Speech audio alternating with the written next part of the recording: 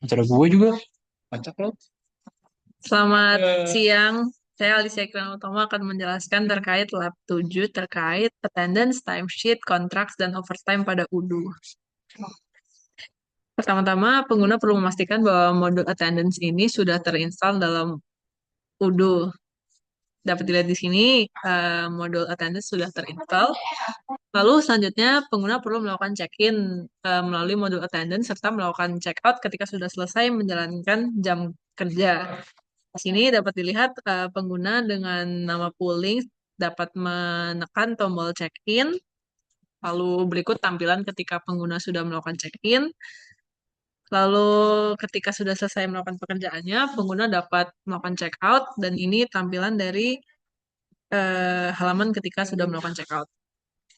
Lalu pengguna lain juga dapat melihat daftar dari attendance karyawan yang telah melakukan check-in dan check-out melalui halaman attendances dan reporting. Dan di sini dapat dilihat daftar seluruh attendance yang sudah dilakukan oleh semua karyawan.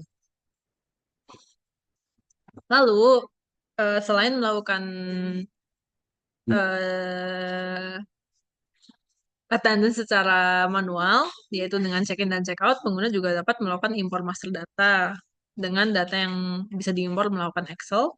Dan di sini tampilan dari daftar seluruh attendance setelah pengguna melakukan import master data. Lalu, pengguna juga untuk melakukan konfigurasi terkait overtime, pengguna dapat melakukan konfigurasi dari extra hours menjadi seperti berikut.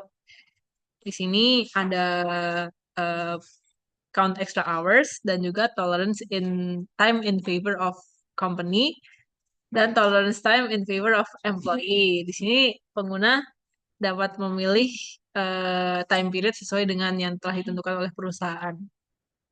Lalu dari data attendance tersebut, pengguna juga dapat melihat hasil analisis data di melalui attendance analysis. Dan di sini data di bawah menunjukkan bahwa terdapat satu karyawan yang bekerja pada 23 September 2024 dan tiga karyawan yang bekerja pada 24 September 2024. Bekerja di sini dalam bentuk bar chart.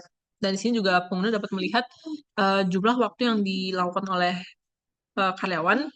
Di sini terdapat pengguna misalnya pooling telah bekerja selama 12 jam dan tiga karyawan lainnya. Lalu, pengguna juga perlu membuat beberapa timesheet untuk keperluan overtime. Di sini, pertama-tama pengguna perlu mengisi timesheet secara manual dan juga secara import data. Di sini pertama ini daftar timesheet yang telah saya buat menggunakan cara manual, dan berikut timesheet yang sudah saya buat menggunakan import master data. Lalu, untuk mengatur proses overtime pada UDU, pengguna perlu menginstal modul extra overtime dan memastikan bahwa modul tersebut terinstall dengan sempurna. Berikut tampilannya jika sudah terinstall dengan benar.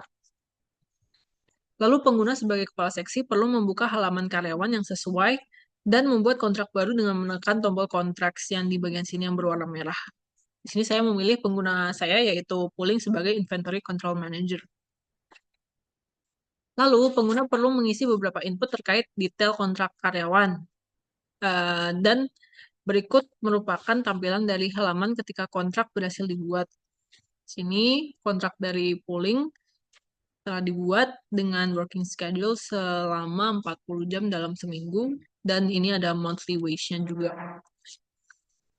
Berikut tampilan dari detail salary information dari uh, kontrak pooling.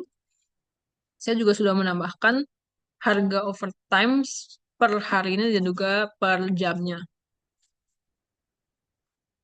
Lalu, pengguna juga perlu mengubah tahapan kontrak menjadi running sebelum melanjutkan. Sini, yang awalnya dari new diubah menjadi running.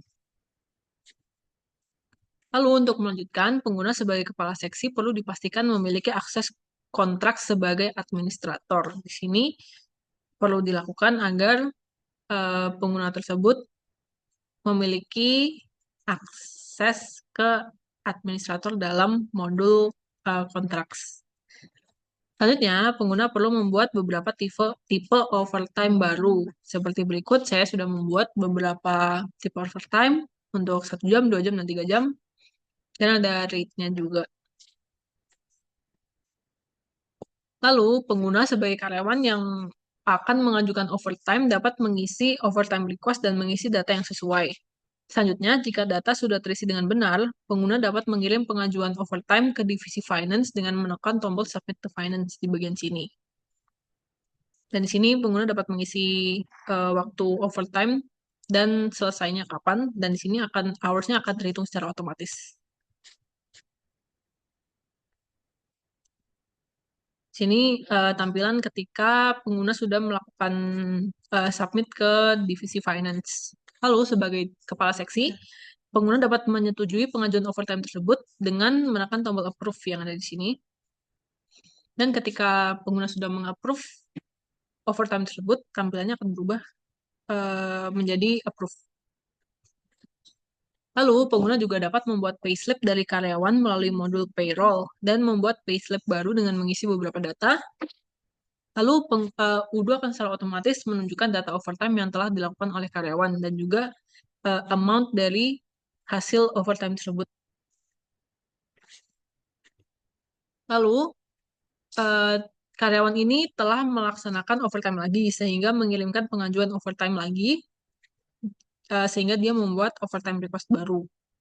Di sini sama seperti sebelumnya, pengguna dapat mengisi awal melakukan overtime dan selesai melakukan overtime. Lalu sebagai kepala seksi, pengguna telah menemukan bahwa data yang diajukan oleh karyawan ini tidak sesuai. Maka dari itu pengajuan overtime tersebut ditolak sama seperti sebelumnya. Di sini pengguna sebagai kepala seksi hanya perlu menekan tombol refuse untuk menolak overtime tersebut. Lalu sebagai konklusi, karena terdapat banyak sekali data attendance yang ada dalam sebuah perusahaan, perlu dibuat sebuah template untuk melakukan import data. Seperti berikut template yang sudah saya buat. Terdapat beberapa kolom, yaitu employee, check-in, waktu check-out, dan juga jumlah work hours yang telah dilakukan oleh pengguna tersebut. Lalu, pada konfigurasi count extra hours module attendance, terdapat perbedaan utama dari tolerance time in favor of company dan tolerance time in favor of employee, di mana in favor of company ini memiliki arti bahwa toleransi waktu yang diuntungkan untuk perusahaan, di mana karyawan yang bekerja lembur tetapi hanya beberapa menit melebihi jam kerja yang ditetapkan, eh, waktu ekstra tersebut tidak akan dihitung sebagai lembur karena perusahaan memiliki aturan batas toleransi. Selanjutnya, terdapat juga untuk in favor of employee, di mana karyawan yang bekerja beberapa menit lebih lama dari jam kerja yang ditentukan, waktu ekstra tersebut tetap akan dihitung sebagai lembur dan ditambahkan ke dalam total waktu lembur mereka. Lalu selanjutnya, terdapat dua tipe overtime request, yaitu pertama cash dan juga leave, di mana cash ini jumlah jam lembur yang dikerjakan oleh seorang karyawan akan dikonversikan menjadi pembayaran uang tunai, di mana uh, jumlah waktu yang dilakukan oleh karyawan ini akan ditetapkan tarif yang telah disetujui oleh perusahaan. Lalu untuk leave sendiri, di sini jam lembur yang dilakukan oleh karyawan akan dikonversi menjadi cuti atau waktu libur tambahan, bukan pembayaran tunai. Maka dari itu, karyawan dapat menikmati waktu libur tambahan yang dapat digunakan di masa mendatang. Mungkin sekian saja tutorial dari saya. Terima kasih.